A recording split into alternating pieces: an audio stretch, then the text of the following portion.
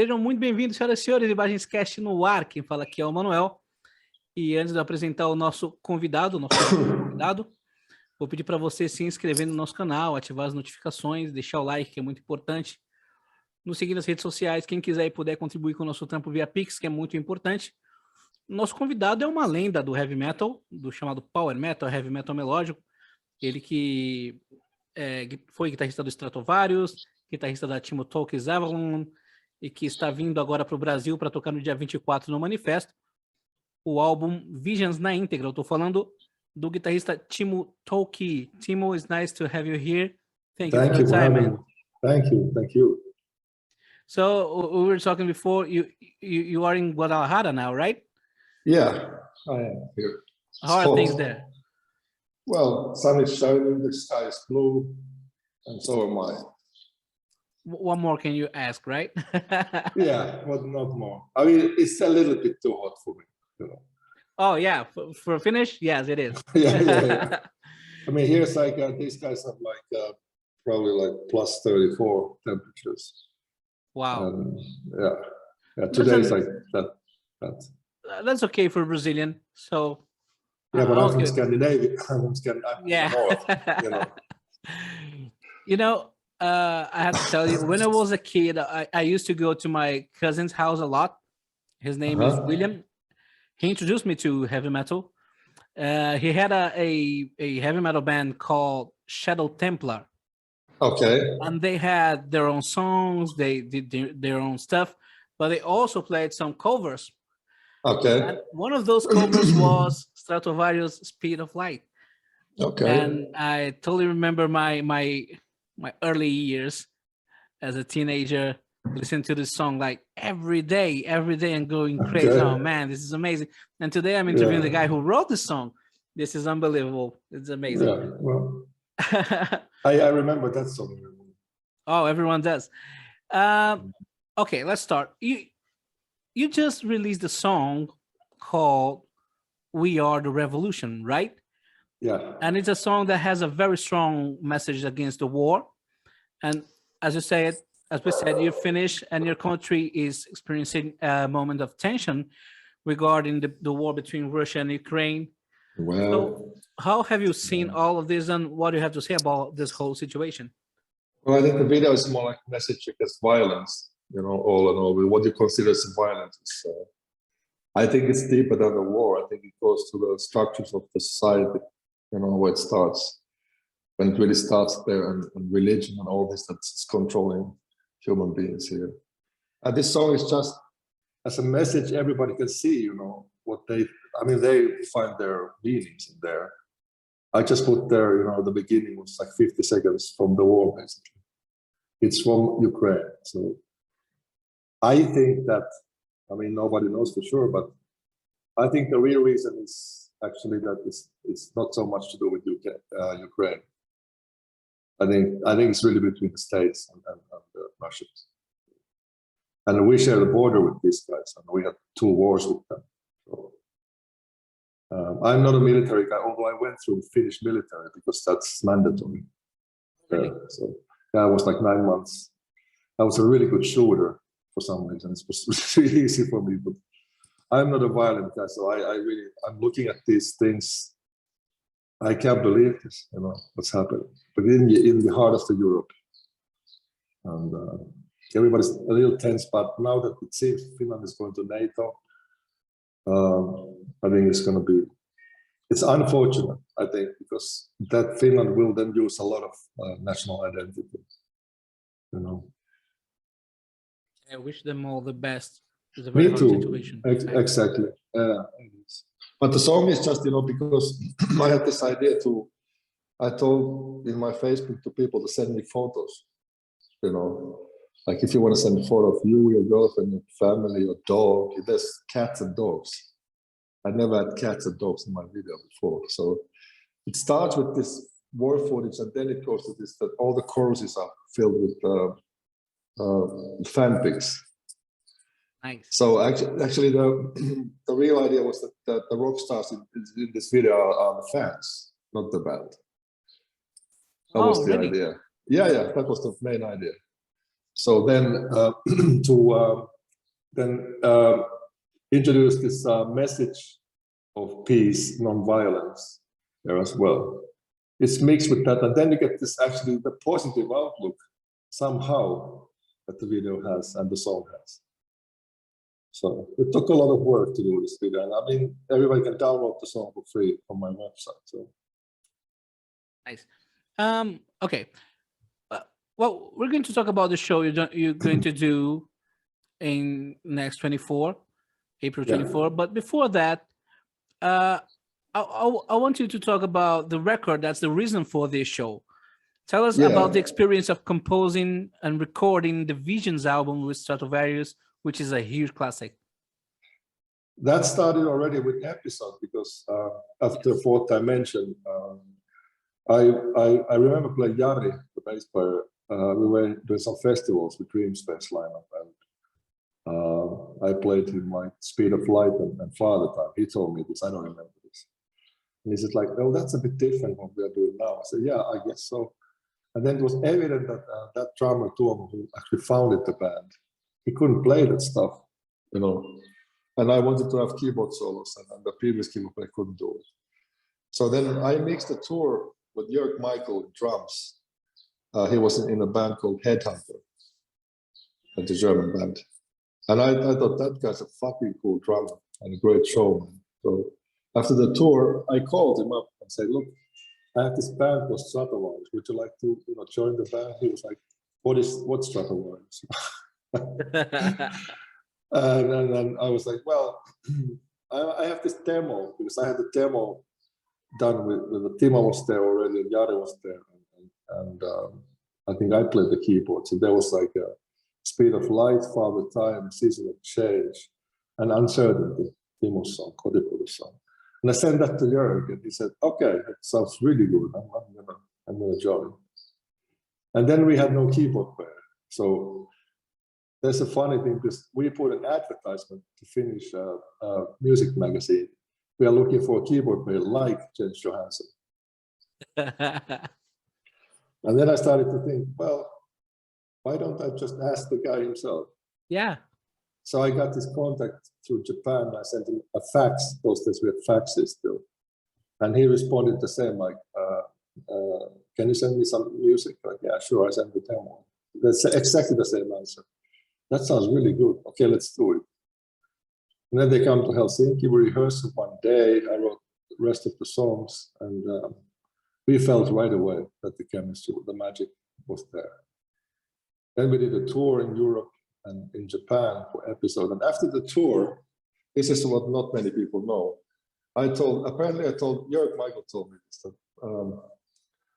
after the episode tour, I told the guys, now I'm going to start writing the follow-up for episode, which turned out to be Visions. And then after 1.5 days, he told me this. I texted the guys that it's ready. The whole album is ready. 1.5 days? Yeah. And he wrote the entire album? Yes. I compose very fast, Mostly it's like 15 to 20 minutes, the songs take. So Black Diamond, I really composed. I had the harpsichord sound. And I remember starting, that sounds pretty cool. So that song was like probably 10 minutes. So I always started to think, I don't analyze why or how it's like that, because it just is.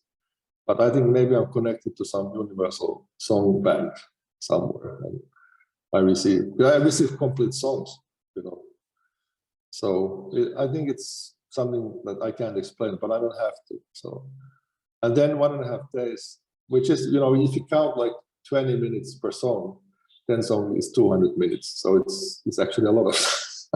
Yeah, 1.5 days is a long time. Yeah, in that sense, yeah.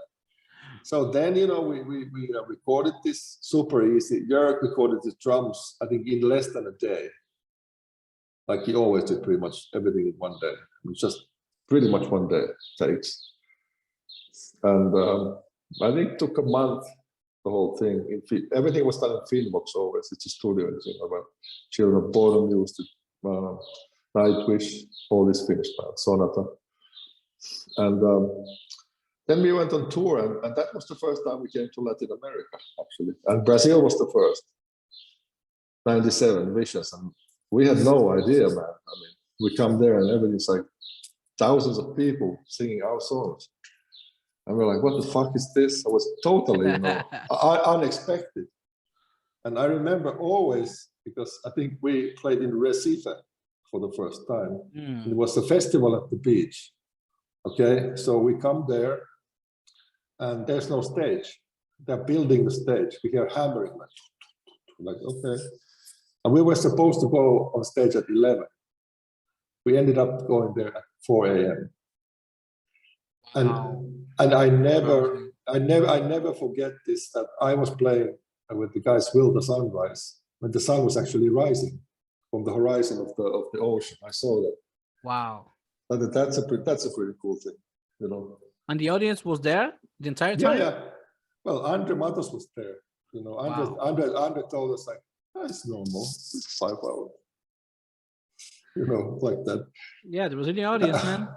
Yeah, exactly. So I think Paul Diana played there before us, and then I think we were the headliners, but we had no idea what's going on. We were just totally dumbfounded, you know, what the reactions. And I think it was like, I don't remember, Sao Paulo, we played at Teatro Vampiro or something. Teatro dos Vampiros.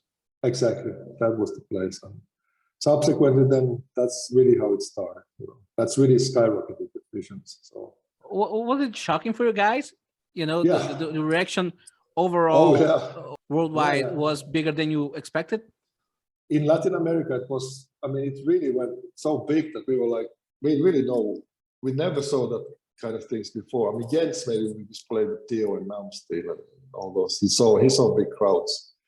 But that kind of intensive dedication, because you have like 3,000 people singing, 3,000 people choir singing.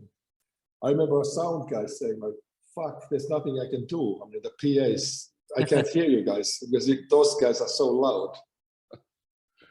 And you know, should be really cool. you feel the energy, man. And I always remember this when we played like in Olympia or Via Funchal. Like 6,000 people, and it's like 2 hours of madness basically coming to you, energy-wise. You really feel it in the body. It's so loud, and then you go to your hotel room, you know, alone, and you're like, it's nothing there, totally silent. But the difference between that, you know, and then that's really a big difference, you know. Yeah, that was a special time, I believe. Yeah, totally. Okay. Okay, let's talk about it. Well, recently, singer Guilherme Hirose from Norteio and Trommer Band, he participated in a live on this channel. And, well, he said that it wasn't nice to work with you in the production of this Vision show that you're going to make next April 24. I want to say that Guilherme himself agreed that it was the right thing to do to give you the space to let you respond. So the space is free for you to tell your version of the facts. Yeah, the thing is that I've been doing this Stratovarius Classics, as they call it, for more than 2 years now. And that actually started back in 2019, in September, when I was contacted by a Colombian producer of Carlos Oñoro. And he asked me to come to play this first. And that was actually first in Colombia with Hammerfall, and then they booked in more shows in Latin America. And everybody was having a great time. I mean, it was a really cool idea, you know, to have a local band and play the songs. So from the beginning, it's been like, I've never been responsible for the costs for the band that plays. That's the first thing. And in this particular case, with this particular singer guy, we just had this kind of a disagreement. So what I did was like, I proposed him to pay the guys $500 US dollars. And then I started to calculate how much it costs for me to come there to play, you know. And since it's a small place, and I really wanted to come there, you know. So the thing is, I contacted Manifest the guys myself for this tour, but normally I'm not responsible for my costs. You know, they pay my flights, hotels, and food and stuff. It's not musicians' cost. They just play and they get their fee.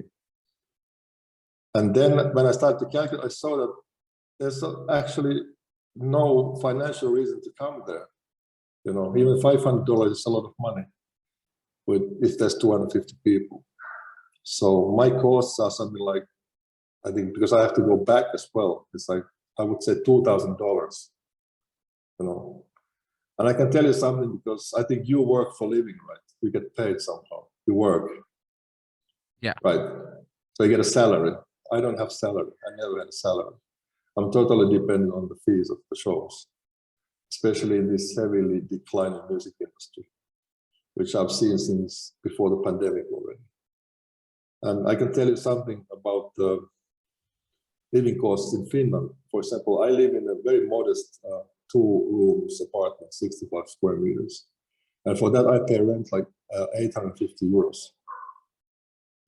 And food is like, you cannot really, if you are 2 people, the food costs, you can't get anything really below 250 reais a day.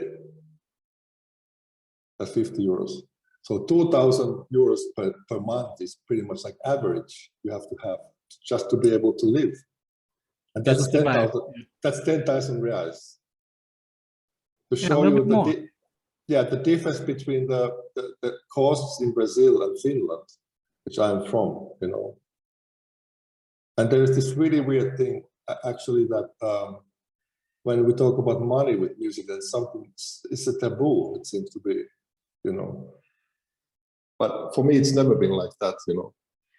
You're an artist, you tour the world, and you get your salary from the gig fees.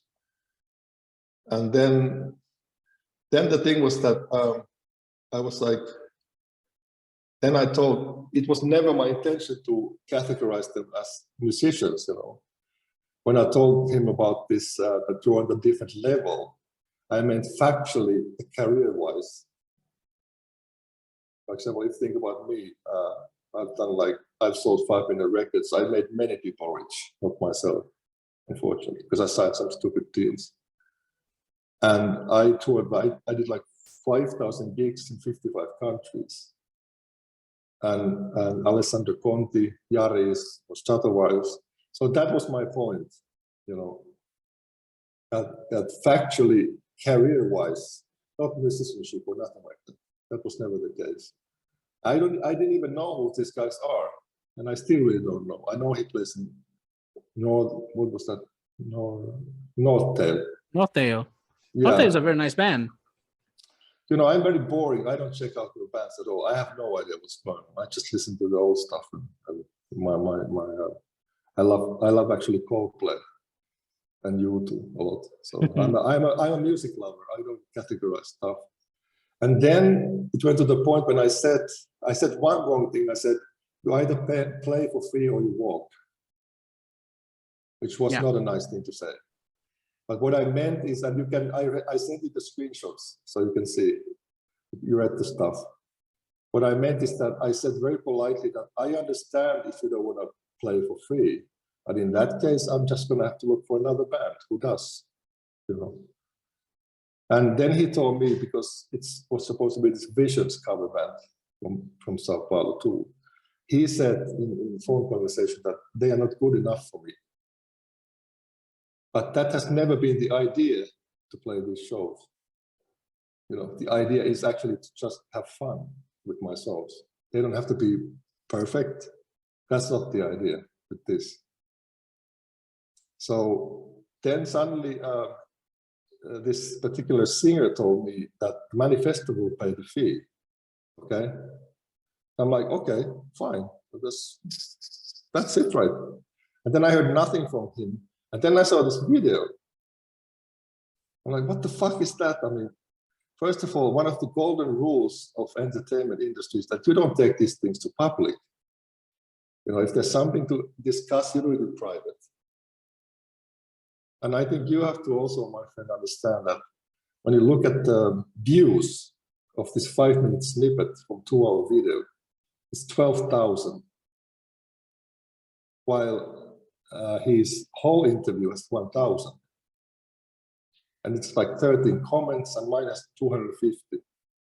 What does it tell you? You know, what does it tell you? And then you start to think, when I read the comments, because I read some of them, and they're like outright lies there. You know, I particularly remember this one, that there was one guy writing that I was sabotaging some when we played Olympia, some support band sound, guitar player's sound. I don't do stuff like that, man. I mean, I don't even do sound checks. My roadie does. So I come like 1 hour before the show and I play my stuff and I leave. You know, I sign the stuff and take photos and then I leave. I have nothing to do with that. So there are a lot of malicious lies in there. And then you start thinking, we are trying to have fun here. We're trying to organize a nice gathering for people to hear my music. And then this neurotic nonsense comes. You know, it's no way proportional to the actual thing, which is music, you know. And actually, then this particular singer lied to me, because he told me that they were paid, they will be paid by Manifesto. It's not true. I talked with the bass player of this formation, and he told me that it is not true. They are not paying them. I'm like, what? I mean, what's going on here then, you know? So you understand that cooking this kind of soup, just because I make an effort to come there and play a small show, I fly 16 hours, I pay my own costs, and then I get this amount of hate.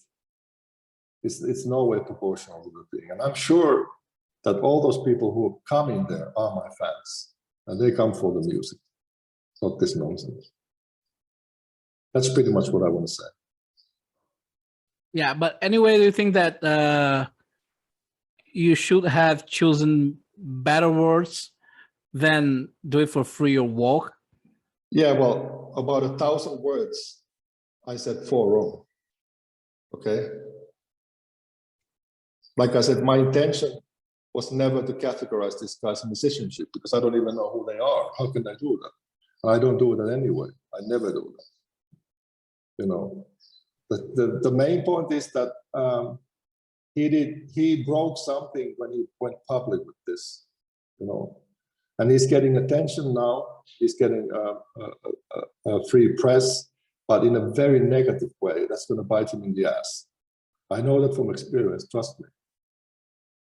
So if you stay positive, you know, nobody's perfect, you know, I mean, but you don't do stuff like that, you know. You just don't do this, you know. This is not the right way.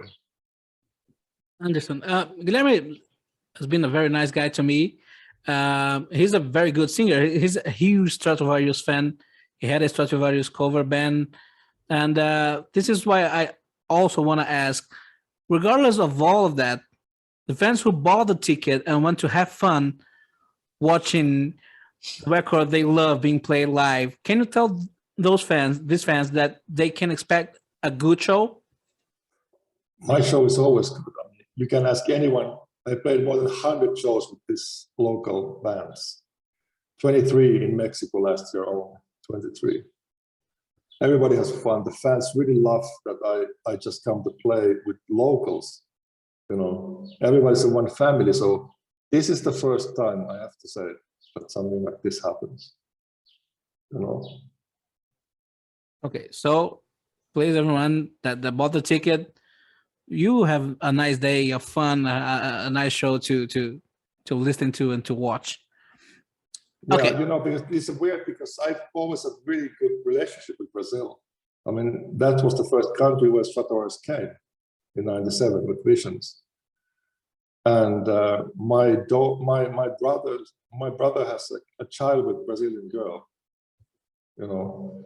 And back in 2009, when I after 1 year I left Strato, I went to 40 cities in Brazil by bus, having this seminar called Music Beyond Infinity, where Gus Monsanto was with me.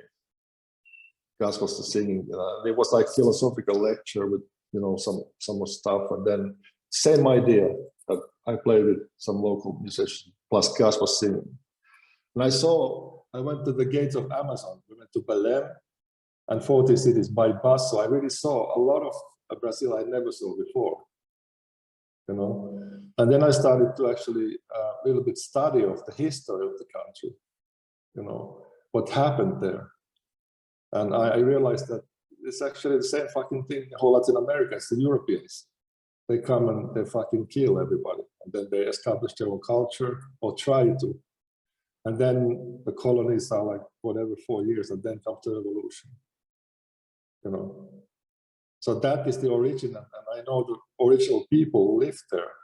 Like many times with these cases, it's like we live in the state of nature, These original people, they live in paradise. No illnesses, no neurotic behavior. And then comes these guys and everything is fucked. And then I learned about Brazilian economy. And I know now that like 9% is under poverty line, which for you guys is $3 per day. My country is very different in that sense, I'm lucky in that. I really feel for those people, and it's horrible, of course. I mean, we don't need to have poverty in the world. There's enough for everybody, But how fucked up it is, unfortunately. Still about Stratovarius, I would like to know how hard was for you to make the decision to leave the band back in 2008, if I'm not mistaken, right? Eight. Yeah, 2008. Well, it was a process, because when we started with this lineup, what they call classic lineup, I guess, from Episode and Visions, then we'll put out a record every year. The Visions, Episode Visions, Destiny, Infinity, Elements, Two Elements, and Intermission, and then what we call Black Album. Then I wrote songs after Black Album, and I was really sick. I was depressed, I'm sure you know about these fucking things, what happened around that era, the Black record. A lot of really weird things happened. And then we did this tour with that Black record. We went to the States, we played everywhere, and it wasn't there anymore. I felt that something is really seriously wrong. And then I wrote these songs, which then became Revolution Renaissance, actually, the first record. And we went to the studio, actually, to record that. I remember Jörg Michael telling me that we have to have like Vision Spirit back, but nobody had it, There was Lauri Porra, the new bass player. He was really interested. It looked like he doesn't care. And I was editing drums for more than a week. And because with Jörg, he always recorded all his stuff in one day to hold the whole record. And then I just saw that this is not healthy anymore, and we have to find a solution, And so I decided to quit, and I gave them the rights to the name. But it was a very hard process. I wasn't expecting it to be that hard, because that was my band since '84 when I joined. And I wrote like singer. With this exactly. So like 95% of the songs, and so I gave them the rights to the name, but then I was angry about it afterwards, which doesn't make any sense. But that's the truth.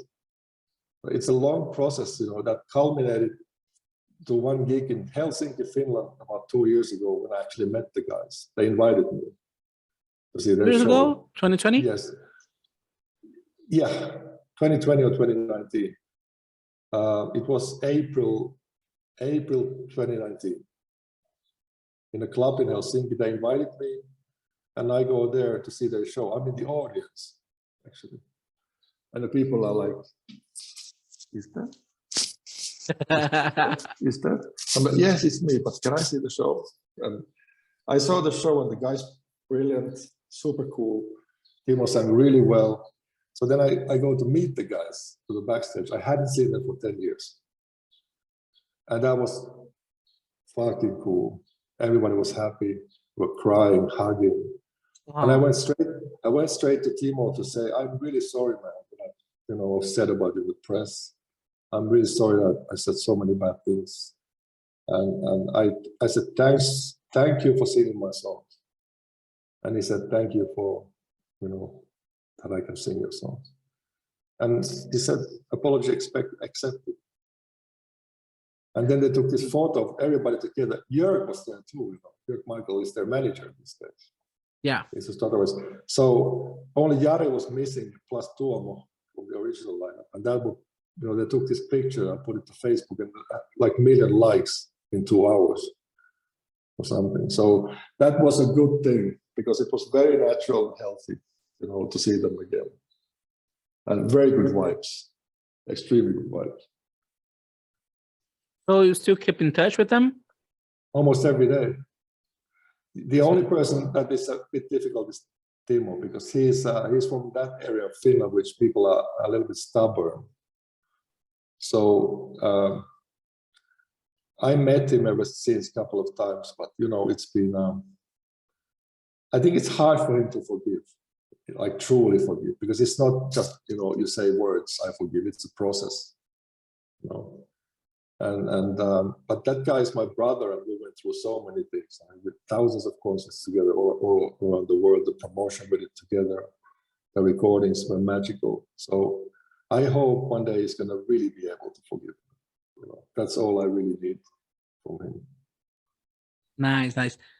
Okay, so still about this, do you feel like having a reunion with Stratovarius to play some of those bands' classic albums? And do you think this is possible? Well, everything is possible. It's just really that the current Stratovarius is developed in a very different direction from when I was there, which is a good thing because they don't copy my style. That's a good thing. They went somewhere else. I love Polaris. I really think Unbreakable is a fantastic song. And I talked to Jens, I talked to Jörg, I talked to Matthias, I talked to Rolf. Timo, I don't talk. Jari is in my band. So we are friends, and there is really no bad blood. But something like this, if this would happen, should be very natural, not forced. No, it cannot be forced. It has to be like a natural progress to that. Pretty much what Halloween did. Yeah. Because maybe the story that Unisonic played in the festival and Halloween was played there. Suddenly Kiski and Vaikat met each other in the backstage, like 2 biggest enemies. Suddenly, by chance. And the Vaikat said to Kiski, "What have I done so bad that you cannot forgive me?" And Kiski thought about it. Actually, I think I did years ago. But that was the origin of Pumpkins United. And the way they're doing it is just everybody's having fun, good time. The fans enjoy it. They make new music. That's beautiful, fantastic. If we can do the same with Strato one day, I think the fans would feel the same. Definitely would. I definitely would. That'll be awesome to see. Exactly. Timo back with Stratovarius. Wow. Okay. You must imagine that as we are Brazilians, we are big fans of André Matos, right? Mm-hmm. And you had a band with André. So I really don't want to miss this opportunity. I would like you to tell us how the Sinfonia project was made and what are your memories with André Matos, how was working with him? Yeah. What are your memories? Oh, I have so many stories. I think it started already back in 96 or 7 when I met him in Athens. Angra played there and I was there doing promotion or something. Greece? Yeah, Athens, Greece. They played there, so they had a concert and I was there for promotion. So I met them, we went somewhere, the promoter took me to them. And there was this singer guy and he was like, somehow like, I remember what he told me. He told me that, because he was always like, I don't understand how Finland and Argentina can have the same thing like tango, being so far apart. He told me that was the first thing he ever told me.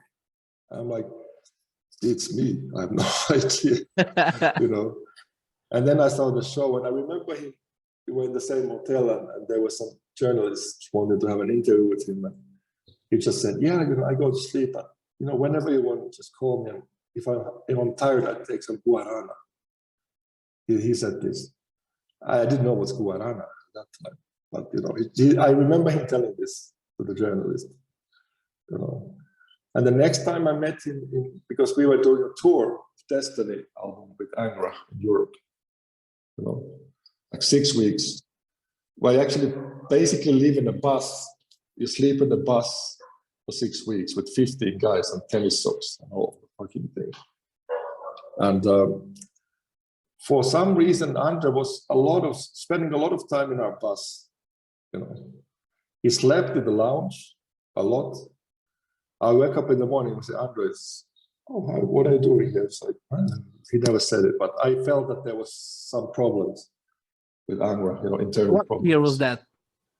That must be 99. Yeah. Because that was Destiny tour. So. Yes. Things were not good in Angra back then. Yeah, but he never talked any bad things about anybody, ever when I met him. So he was just, he spent a lot of time away from the guys. And I also was there with the fireworks. Was this a fireworks tour? 99? Yes. I saw the concert in Paris, in the Zenith, which was 7,000 people. The one that they play with Bruce Dickinson? Yeah, he was there. I was there. So, and then, at that tour, I really get to know him very well. So we talked a lot of things. We got really close, and that guy was like a super intelligent guy. We could talk everything about him. We talked about God. We talked about philosophy. But he said, because I asked him once, like, "Do you believe in God?" He said, I still remember, he said, "Sometimes I believe." I'm like, what? What do you mean? Sometimes I don't, So basically he didn't say yes or no. He just said, "Sometimes I believe it." And on that tour, I remember I was having a lot of books. I read a lot of books. I had like a suitcase full of books, like 200 books with me. 200? Yeah, I was reading a lot those days. Anyway, that tour then went, and then I didn't hear anything from him. And somebody told me that Andre lives in Sweden. And I'm like, really? It turned out to be that he lived in Ystad, which is like 1,000 people. It's like a small village in the middle of forest, basically. So I got this number, I gave him a call, like, "Hi, Timo, I heard you moved to Sweden." "Yeah, I'm good. And I have a child with a Swedish girl." "Oh, okay, cool." And we talked, remember the times on the tours and stuff. And "What are you doing in music?" We said, "Well, I'm doing my solo career stuff." I said, "Why don't you come over to Helsinki? Let's talk." So he came to my home in Finland, in Helsinki, and we hit it off. We talked a lot, I took him to different places, and then we just sort of decided that I write some songs and we see what comes out of it. We do demos, and so I did. I think I composed Fields of Avalon. Alina was there. Come by the Hills was there. At least these. Maybe Pilgrim Road was there too. And I made the demo, and then I flew to Ystad to record the vocals with him. And it was this fucking like small room, and he was singing to like Shure 57 hand mic. That demo. So I'm like, yeah, this is cool stuff. This is rock and roll. But this is what's supposed to be. And then, we sent this demo to the record companies, and then Edel Records was interested in Germany, so Hamburg. And then we said, okay, let's do it. Let's give it a try. And then Jari, the bass player, he lives in Oslo, Norway. He still lives in there. And Uli Kusch was also in Norway, by chance, a German guy. And Mikko Härkin is from Helsinki. So we were thinking everybody's in the same continent, at least.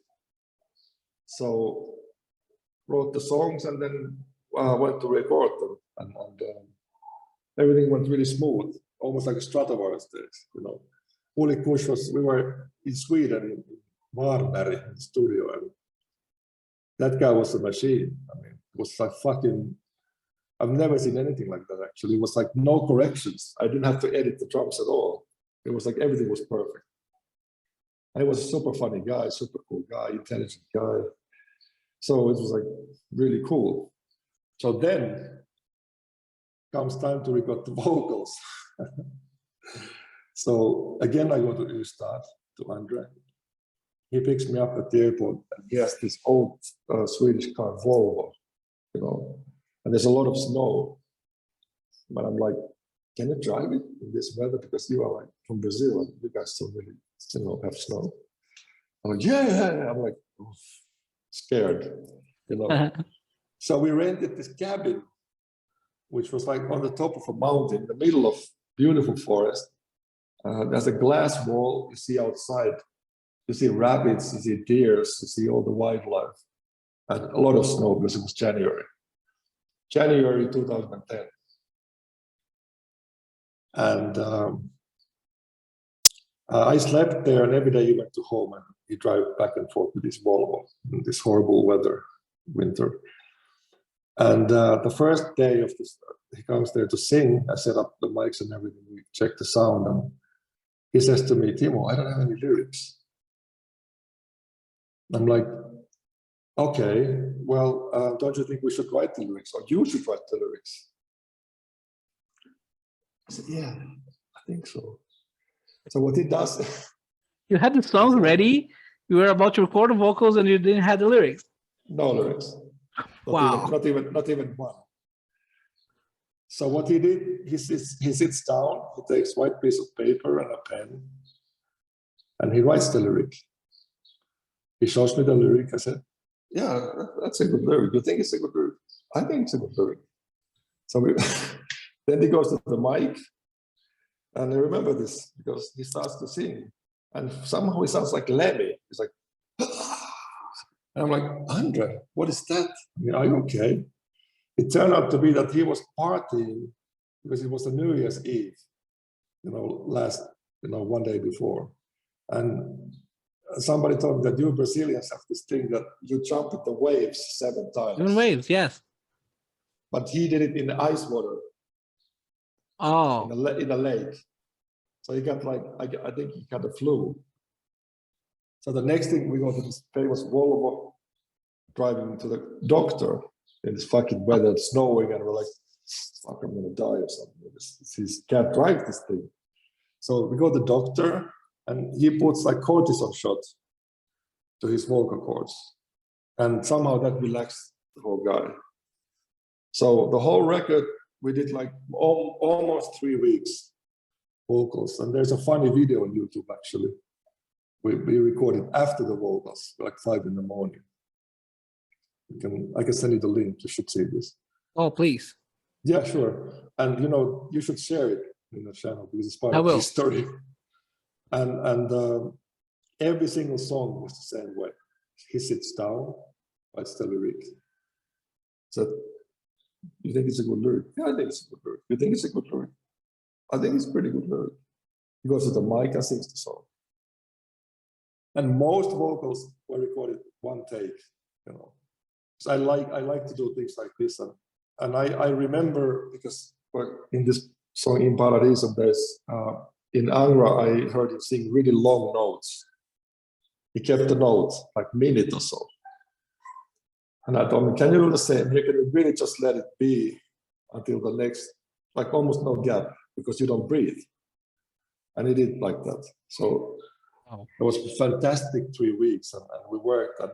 And I'm really angry to myself because I had those original lyric sheets from him with his handwriting, but I don't know where they are now. Not anymore. I had it, but I have some pictures of them, you know. And the thing is that when you actually read the lyrics in Paradiso, it's like because I don't really know what he wrote about, you know. I haven't analyzed that much, but somehow he wrote about death in that song, you know. it's like angels are, they call in my name, something like that. And they transport me to heaven, something like that. And then when he died, I started to read the lyrics. I'm like, fuck. I mean, it's like creeps. That must have been heavy to read those lyrics. Yeah, afterwards. After his passing.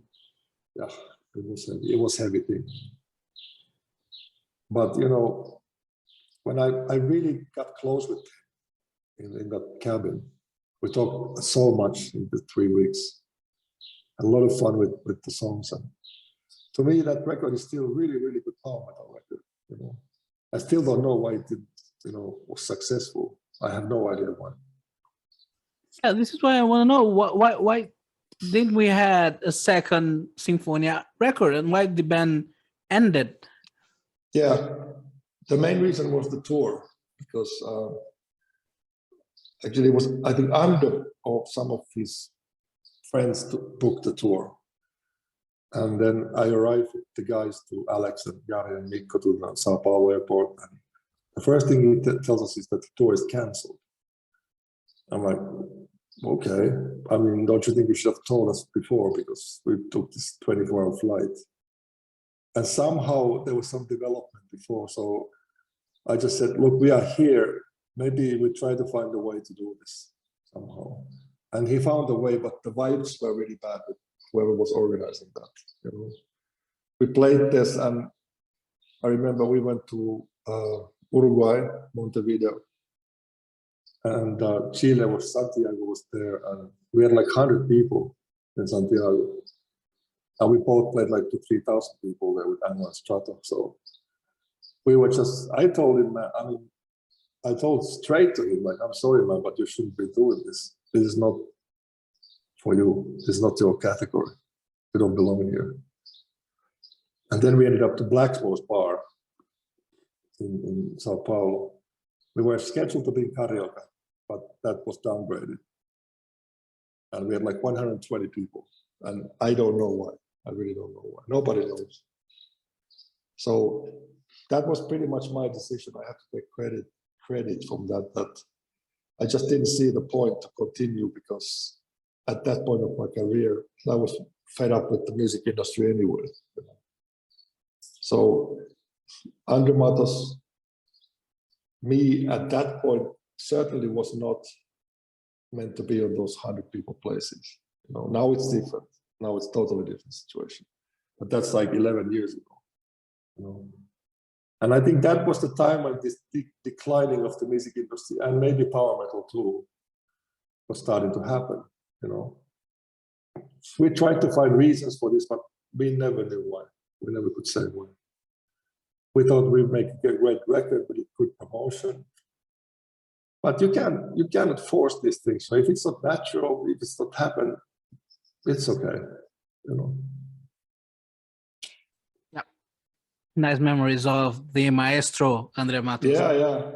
I have a question. When we think of heavy metal, Finland is a reference. You know, like artists like you, Tarja Turunen, Stratovarius, him, Nightwish, Sonata Arctica, Children of Bottom. Why is heavy metal so popular in Finland? Can you teach us, please? I think there's no formula. I mean, there's no recipe. There's no success for recipe. Doesn't exist. I mean, all these bands are just developed very organically. You know, they start a bunch of friends. They play a lot together. I mean, when I joined Stratovarius, we rehearsed every day, 7 days a week, every single day. So what I can tell you is that it is a hard work, and there are no shortcuts to that success. But if your aim is to be successful or rock star, it probably won't happen, at least in the longer run, because it has to be natural, it has to be honest, you know. If there's an element of this kind of fakeness, people hear and feel that. So if you put together something like this, that you don't really, it's not organic. And maybe that was with Symphonia, because it was put together. It wasn't like an organic development of friends or band even, you know. maybe it was that, but in Finnish bands, every single time it's the same case. You know, years of hard work, maybe 5 to 10 years, no success. Okay, okay, I'll keep that and try to share with my fellow Brazilians, because heavy metal, we have a strong heavy metal scene, but it's not like mainstream. Yeah, it's nowhere mainstream. It's nowhere mainstream. It's never been mainstream. Yeah, I hope it becomes, at least like it is in Finland, here in Brazil. Okay, let's talk about Timo Tolkki's album. It released his last album back in 2021, and it featured guest appearance by the likes of Fabio Lione and James Labrie. So how was the process of creating this record, and do you have any future plans for this project? No, that's done. That's definitely done. I mean, the whole Avalon thing was pretty much an idea of Frontiers, the record company, because they wanted to pretty much do this something like Avantasia. You know, even the name was invented by them, not me. To be a So they just called me up. Like, I was in Russia actually, the hotel, playing gig there, and the owner calls me, Serafin. I said, "You want to do like 3 metal operas?" I said, "What do you mean with metal opera? What is that anyway?" And he said, "Well, something like Avantasia." I said, "Well, that's been done, you know." Already have Avantasia for this. Yeah, exactly. So I was in that kind of space in my career that I just said, okay, let's try it. I mean, and I still think that the first Avalon is the best because it has Kiss, Rob Rock, Russell Allen, Ellis Rood. You know, I think it's the most organic, most song materials, the best, definitely. And I produced that, like the second one. But then I remember I was like, back in 2016, the 70s, I was like having almost 2 years of depression, you know. I couldn't write any songs. I was basically the sofa for 2 years because I get these long depressions sometimes. And then they said, okay, we should do the third record. I'm like, I can't. It's no way. I mean, but somehow I managed to write some songs, and that turned out to be this then Return to Eden. But they changed the production team to completely Italian, you know. And so I wasn't producing it anymore. I have to control for the material, and that just is not the way I do things. You know, I have to admit I'm kind of a control freak when it comes to my music. So, and also they wanted to do it in the cheapest way possible, not by face to face. I like to actually record with the person, face to face in studio, not sending files. This is not for me. You know, it's very, very sterile. It's not for me. You're a studio guy. I'm a studio guy in the sense that I want to be with human beings in studio to develop the track together. You know? You can't do it if you're not present. So then they told me actually, it's the first trilogy that has 4 parts because there was a 4th record that came out last year. And then I just told them, look, I really don't like the way this has been done now and the way it's been handled. I really don't like the production. I don't like really so much. I mean, it's not the way I would do it. So I just said, let's just go separate ways. And ever since I'm free. I don't have any ties to any record company or agent. So I do things on my own. And that's took years to get to this. Okay. So no more albums. Well, we still have Timo doing his songs. You said sometimes, I've noticed during this interview about depression. So how do you deal with depression, and how are you feeling right now about this? Last 2 years, 2.5 years, I've been going towards the light. I mean, I feel really good. You know, I'm very positive and calm. Nice. In this business, in this life, you are having obstacles, you know, and problems, and then it's just if you want to work them out. And I don't take any meds anymore. I don't need them. I don't get depressed anymore. So I think in pretty much, I went to therapy for like more than 7 years before because I had a really bad childhood. I don't know if you know about this, but I wrote a book about this actually. Really? No, I didn't know. It's in my website. Download it for free. I will. Definitely will. Yeah. It's TOLKKI.art. on my website. I send you the link. So there's also a new song, you can download it for free.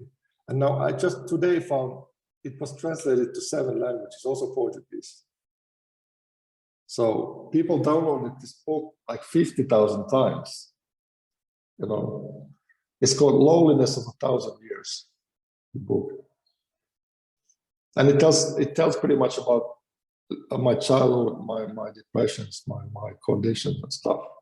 I wrote it because there are so many people battling with these things in the world, you know. And if there's somebody, I can tell you that it's possible to survive that, but it's a lot of work. It's a hard road. And how you deal with depression is that you have to live through it because it has a function, it has a reason. There's a reason why you're depressed, you know, and it is internal reason, you know. So you have to find out basically what it is about. And that means a trip to yourself to find out who you really are, not what the society or church is telling or what the parents are saying. It's way beyond that. Yeah. Nice. Yeah. Thanks for that, man. That will help out so many people that suffer from this. Timo, finally, to finish, I would like to know what we can expect from Timo Tolkki for the future in terms of music, of future projects. What can we expect from you? Well, there's this tour now. We start, you know, after Sao Paulo, I fly back to Mexico and we start the tour 28th of April from Torreon, Mexico. So it's Latin American tour.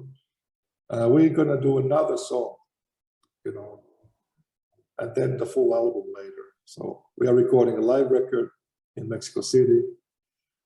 And also because I went to this, when I started to look at the Spotify and Apple Music, when I really started to look at it, and I was horrified seeing that like Black Diamond has 25 million streams, and that what that actually translates in money to me. I found out that the Spotify has this kind of a pool system. That means that the more streamings you have, the more money you make. Yeah. So the biggest artists get the lion's share. And instead of complaining about it, which I don't do anymore, just find out solutions, I started to think, why I can't have my own Spotify? So I made this drawing. I took a paper like under, but sideways. I made like a website that looked like Spotify website. And I sent it to my friend in Dallas, Texas, who just happened to know a guy who was a chief of Nokia phones media player team. And he gave it to him and he said, okay, it's a nice idea, let's do it. So they've been coding that for now since October. And it's a Dallas company. And the thing is here that all my music in the future will be released through this platform. And it will be not available in anywhere else. And you can have my new record, but you have to go there and you pay a certain amount of money to get the record. It's not going to be a much, but you can download it for your device, but you cannot distribute the files. So this is like a perfect example of direct supporting the artist directly, you know. There's nobody in between. On top of that, we are inviting, when we release this info, artists, bands, to come with us, and we pay them 70% of all money. Oh. Spotify is paying 4%. We are paying 70%. That's the way it should be. And I really don't know why in this business the content creators get the least of the cake. Those who are making the songs. There's something fundamentally wrong in a system like that, you know. So instead of complaining, I made my own Spotify. Good idea. You know, yeah, and everybody can do the same, you know. But we have the technology available because I just happened to meet this guy. You know. Nice. So yeah, you have nice plans for the future. yes. Well, I think this is it, Timo. We'll have a very nice conversation. I appreciate you for your time. I apologize for the time I took from your day. No, it's for you, man. I asked for this. I really enjoy it.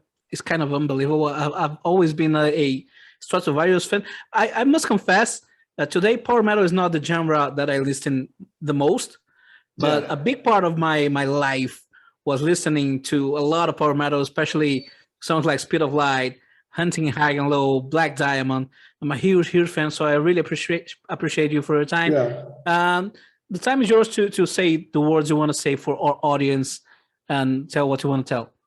You know that there's only one reason I come to Sao Paulo to play this. That's for the fans. You know, I really I